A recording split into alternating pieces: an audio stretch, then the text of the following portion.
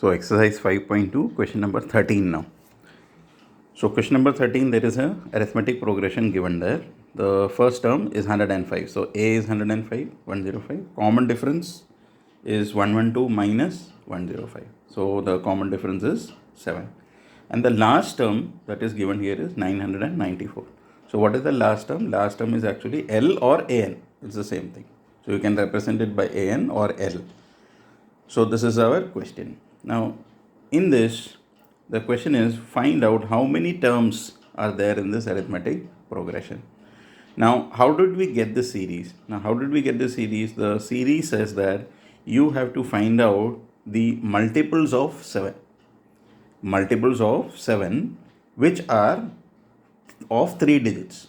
So, multiples of 7 of 3 digits means what? So, you know your tables up to 70. Let's say you know the tables of 7 up to 70. Then when you keep adding 7, 70 plus 7 we get 77, then 84, then 91, 98. 98 plus 7 is 105. Okay, so 105 becomes your first 3-digit number divisible by 7. Okay, 105 is your first 3-digit number divisible by 7. So how do we get the other numbers? Now 105 is your first 3-digit number divisible by 7. The next 3-digit number divisible by 7 will be, you just have to add 7 to that, that is 112.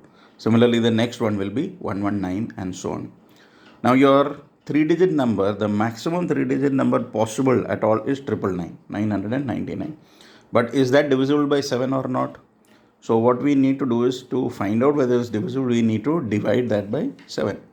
So I have divided here 999 divided by 7. So when I am calculating this, 7 1s are 7, 29, 7 4s are 28, we get 19, 7 2s are 14, I get a remainder 5. So 999 is definitely not divisible by 7, you are getting a remainder 5. So which is the highest 3-digit number divisible by 5? You will have to subtract 5 from 999. So 999 minus 5 we get 994. So this is how we get this series. Okay, this is the series. So I hope you understood how we have got this series, because this series was not given in this, we had found out. So finding out, I am explaining again. The first 3-digit number divisible by 7, you can easily find out, because 70 you know is the divisible by 7, 77 is divisible, then keep on adding 7 to get this first digit 105. Okay, 77 plus 7, 84, then 91, 98 and 105. Then keep adding 7 for the last digit. Subtract this 999, you will divide by 7, whatever is the remainder that I have subtracted. Now once we get this, then we are going to use the formula an equal to a plus n minus 1d. So an is 994, a is 105, common difference is 7, open the bracket and solve for n. When you solve for n, you will get n as 128. That means there are 128 numbers which are divisible by 7 and which are 3-digit numbers. So 128 3-digit numbers divisible by 7 exists. Okay. So in the exam they could be asking about 2 digits or 4 digits or whatever. So the procedure will remain same. Similarly here, you are finding the multiples of 4 between 10 and 250. Multiples of 4 between 10 and 250. So 10 is not a multiple of 4, which is the first multiple of 4, that is 12. And after that comes 16, then 20 and so on. Again, to find the last number divisible by 4, the same procedure, we have to divide 250 by 4 and you have to find out what is the remainder. So I have divided here, 4 6 are 24, 10, 4 2 are 8, remainder is 2. So when the remainder is 2, you will subtract 250 and 2, you get 248. So 248 becomes your last number divisible by 4 between 10 and 250. Okay, so this is how we get this AP, just like we did the previous sum, somewhat similar to that.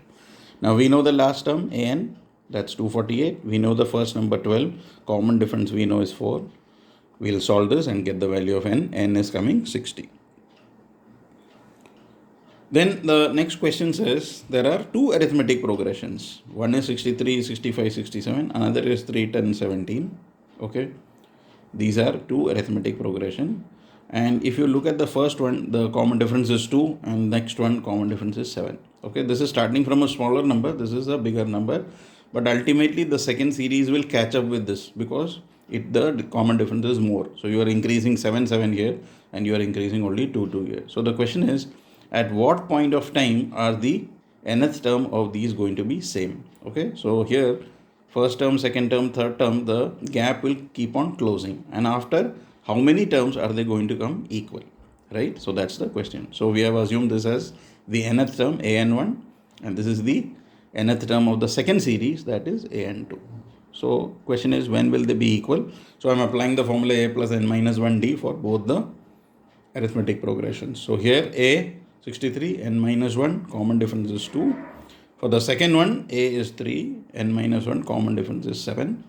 And we are opening the brackets and solving this to get the value of n as 13. That means after 13 terms, both the numbers are going to be identical.